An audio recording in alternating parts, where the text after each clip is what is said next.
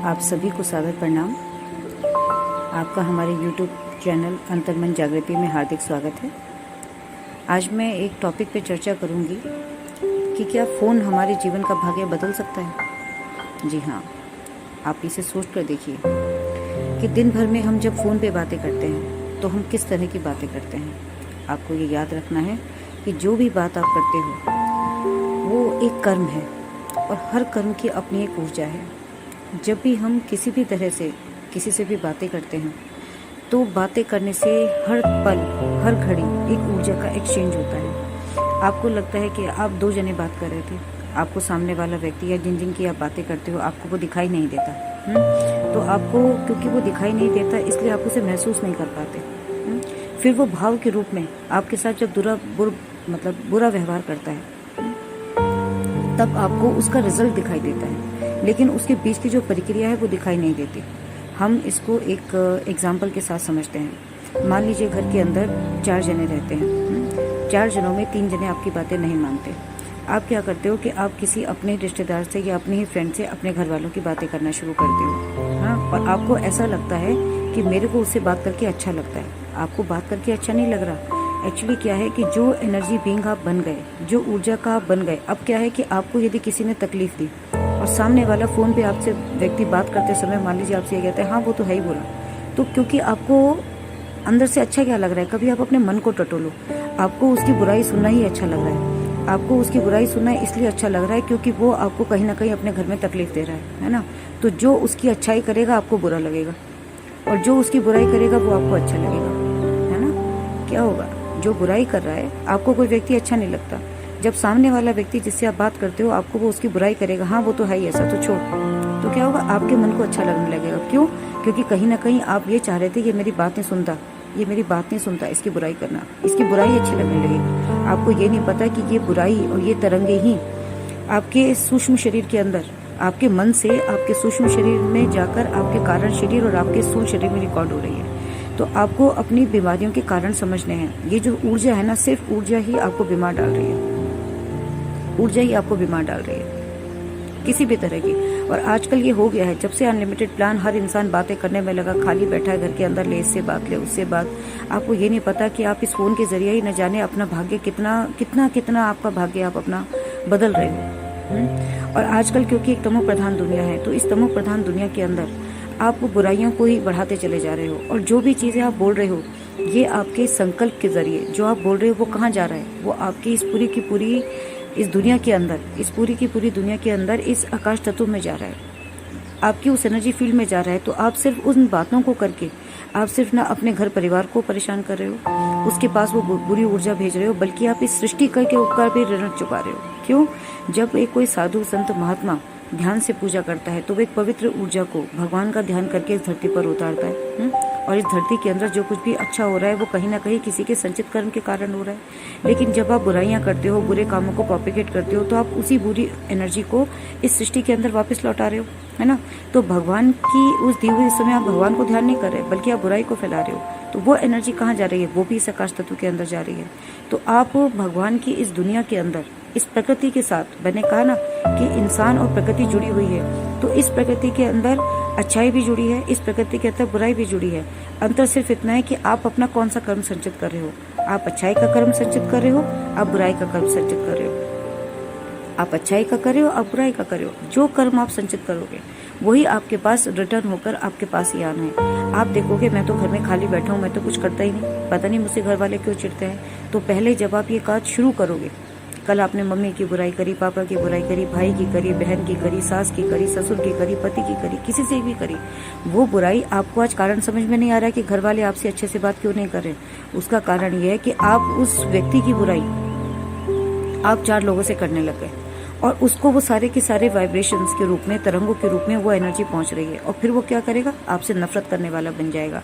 पहले शुरुआत कहाँ से होगी? वो आपकी बात से चिढ़ेगा, फिर वो आप पे गुस्सा करेगा, धीरे धीरे ये गुस्सा बढ़ता जाएगा, फिर गुस्सा नफरत में बदलता जाएगा, फिर एक दिन वो आएगा कि आपसे वो बात नहीं करेगा। आप अपनी परेशानी का हल ढूंढ ले, मंदिर में जाओगे, मन्नतों में जाओगे, लोगों के पास जाओगे, हॉस्पिटल में जाओगे, सब कुछ मतलब पीर फकीरों के पास जाओगे, सबके पास जाओगे, दरबारों में जाओगे, आपको उनका हल वहाँ नहीं मिलेगा। ये ऊर्जा की कमाई आप ही ने की थी। इसे कोई भगवान का प्रसाद, कोई ज्योतिष की दी हुई अंगूठी, कोई ग्रह नक्षत्र से देखी हुई कुंडली, कोई आपको कोई ज्योतिष, कोई मंदिर, कोई भी आपको इसका हल नहीं दे सकता, क्योंकि ये ऊर्जा आप ही ने संचित की है, ये आप ही ने कमाई है। आप ये समझो कि आप ये सोचते हो कि आप धन की कमाई कर रहे हो, नहीं, ये धन की कमाई नहीं कर रहे, आप हर पल में ऊर्जा की कमाई करते हैं। वो ऊर्जा अलग अलग रूप में आप ही के अंदर आती है और आपको वो एनर्जी बीइंग बनाती जाती है। वो ऊर्जा हर रूप के अंदर, एक कर्म के रूप के अंदर आपके अंदर संचित होती जाती है। जो ऊर्जा आप अपने अंदर संचित करने लगते हो, वही वैसे आप बन जाते हो। यही अवेकनिंग है, यही एक रियल अवेकनिंग है। जागृत होना मतलब अपने हर कर्म के प्रति जागृत होना, अपने हर कर्म को परम पूज्य बनाना। यदि मान लो आपको किसी का व्यवहार अच्छा नहीं लग रहा, तो आपको क्या करना है? आपको फोन पे दूसरों से बातें करके इसका हल नहीं मिलेगा। आपको इसका हल कैसे मिलेगा? आप पहले बहुत ध्यान से शांत बैठो, क्योंकि जब आप शांत हो जाओगे, आपका मन शांत हो जाएगा, तो प्रकृति भी आपके साथ शांत रूप में आपके साथ आएगी। वो आपके अंतर मन के अंदर भगवान ने वो आपको दी है, वो एबिलिटी आपके दिमाग के अंदर दी है कि आप अपनी परेशानी को खुद सोच समझ सको, उसका हल निकाल सको, कि कोई दूसरा आपकी परेशानी का हल नहीं निकाल सकता। वो आपकी परेशानी को 100% जानता ही नहीं, तो वो हल कैसे निकालेगा? आप ही को निकालना है। आप उस बात की गहराई को जानते हो। मान लो 2 व्यक्ति आपस में बातें नहीं कर रहे, आपको जानना पड़ेगा कि कहाँ गलती आपने की, कहाँ गलती उसने की। अच्छा, धीरे धीरे बदलेगा सब, एकदम से नहीं बदलेगा। कुछ ऐसा होगा जो उसको अच्छा नहीं लगता होगा, कुछ ऐसा होगा जो आपको अच्छा नहीं लगता होगा। तो अब आपको क्या करना है? आपको इस परेशानी का हल अपनी आत्मा के गुण को उभार के करना है। कैसे करना है? आत्मा का गुण मतलब आपको जैसे कोई अच्छा नहीं लग रहा, आप उस समय बर्दाश्त कर लो। तो क्या होगा? जब आप बर्दाश्त करोगे ना, तो भगवान ने सहनशीलता आपकी आत्मा का एक गुण बनाया है। तो धीरे धीरे जब आप बर्दाश्त करते जाओगे, तो आप सहनशील होते जाओगे।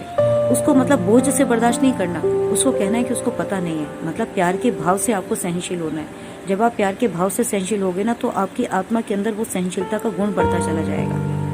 और दूसरा, आप उसको समझाते भी जाओ कि देखो, मेरे को आपकी बात करने से ऐसे गुस्सा आता है, आप थोड़ा कम बात किया करो। यही बात आप उसको प्यार से बोल दोगे ना, तो कोई भी ऐसा व्यक्ति नहीं है जो आपकी बात सुनेगा नहीं, है ना। कुछ जगह पे आप बहुत सारी डेली मर्रा की बहुत सारी ऐसी चीजें हैं जिनको आप एक दूसरे के साथ बैठ के समय बिताओ। किसी को कुछ अच्छा नहीं लग रहा, किसी को खाने पीने में कोई चीज अच्छी लग रही है, किसी को अच्छी नहीं लग रही। किसी दिन आज उसको कह दिया कि आज आपके मन की बना लेते हैं, कल हम ये बना लें। इतना छोटे से अपने व्यवहार में चेंज लाने से कोई छोटा बड़ा नहीं हो जाता। आज घरों के अंदर जब बहुएं जाती है, सासें होती हैं, तो झगड़े हो रहे हैं। सास को कुछ पसंद है, बहू को कुछ पसंद है, वो छोड़ने को तैयार नहीं, वो छोड़ने को तैयार नहीं। आपको लगता है कि कोई आपकी इन समस्याओं का हल दे सकता है? कोई नहीं दे सकता। इन समस्याओं के घर आपके पास है, आपके पास ही इनके हल हैं। कोई दूसरा व्यक्ति आपको ये हल नहीं दे सकता। आपको ये देखना है कि जब एक कोई लड़की शादी होकर आपको घर में आती है, वो आपकी बेटी बनकर आती है। सिर्फ आपको यही तो छोड़ना है, ये मोह ही तो छोड़ना है आपको कि वो मेरी बेटी है, वो मेरे बेटे को ले लेगी। अरे आपके बेटे का रोल तब तक था जब आप माँ थी।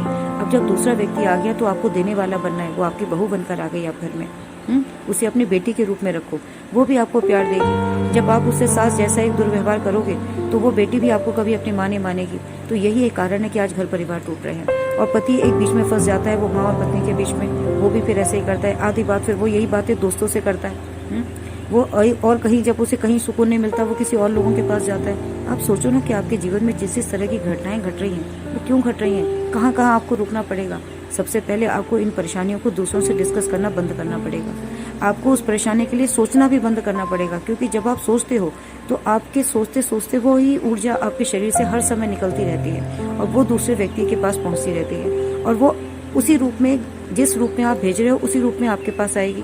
तो आप क्या होगे? आप डरने वाले बन जाओगे। मतलब वो आपके मनो में शरीर को प्रभावित कर रही है। और मैंने आपको क्या बताया कि आपके मनो में शरीर से ही आपका सूक्ष्म शरीर, फिर आपका कारण शरीर, फिर आपका बॉडी बनती है।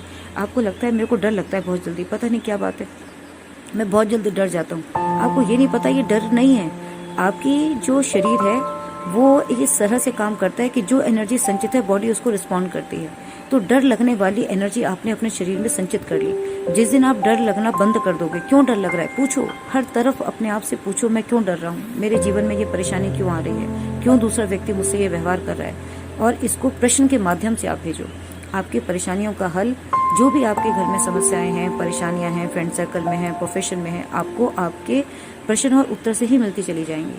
और फिर आप दूसरों को ये बातें समझाते चले जाओ। इस चैनल को बनाने का प्रयास यही है कि एक दूसरे को जागृत करते जाओ। एक दूसरे के, एक जैसे कहते हैं ना कि एक दीपक से एक दीपक जलाना, वैसे ही आप एक दीपक से दीपक जलाने वाले बन जाओ। आप चैनल को सब्सक्राइब करो ना करो, कुछ भी करो, कोई फर्क नहीं पड़ता, लेकिन जो सीखते जाओ वो दूसरे को सिखाते जरूर चले जाना और अपने परेशानियों के हल निकालते जाना। बस यही मेरी आप सबसे मतलब एक रिक्वेस्ट है। सबको प्रणाम।